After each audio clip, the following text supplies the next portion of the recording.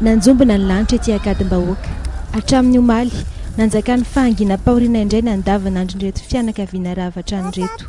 Namony iainy ny iray amin'ireo iray mpianakaviana nanjary nonona tsy fidiny tamin'ny itony tranolay itony. Aretim-pony taiza azy, nanafaingana ny fahafatesany ity iray mpianakaviana ity, ho ny fianakaviany ny fandravana ny tranony. Ohatrany nanabinabo izy tompoko dia hoe efa tsy naninona dia efa nahinan-kanina dia hoe salama. Dia vetivety eo nikohaka kely zay dia izay nabo azy.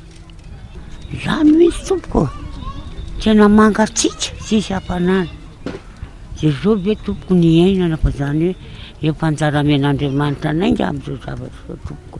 Tsy maintsy mizaka izay, nefa saotra n'izay nanao an'izao zavatra zao tompoko. Tsy misy mpitsinjo ireto vahoaka ireto, nanantena fanampiana avy amin'ny fanjakana noho izao loza miseho izao. Indrisy anefa tsy nivaly ny fangatahan'izy ireo. Mpiara-monina no hoan'ny sisan'ny fanolo-tanana entina andevenana ny razana. Sisany azony hery azony natao ndray iny zay. Dia nisy koa le fianakaviana le anaterana ny razana ny Antsirabe satria mbola ny Antsirabe no aterina le razana. Dia nisy koa mbola mpanapinapy taminay teo zany le fianakaviana avy any Antsirabe.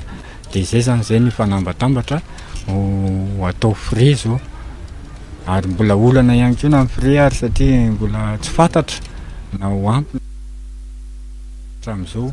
Amin'ny 12 zao ny fotoana nataona tamin'ny fiarapara nefa ny hatramin'izao mbola ny tomobila ary mbola edina varitra mihitsy.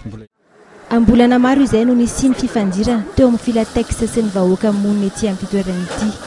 Niantona ny zava-misy hatreto, rava ny trano an'reto mponiny reto. Tsy nisy akory anefa ny fananganana fototra afitrasa avy amin'ny FILATEX, antony voalaza fa tsy maintsy nandravana ny trano.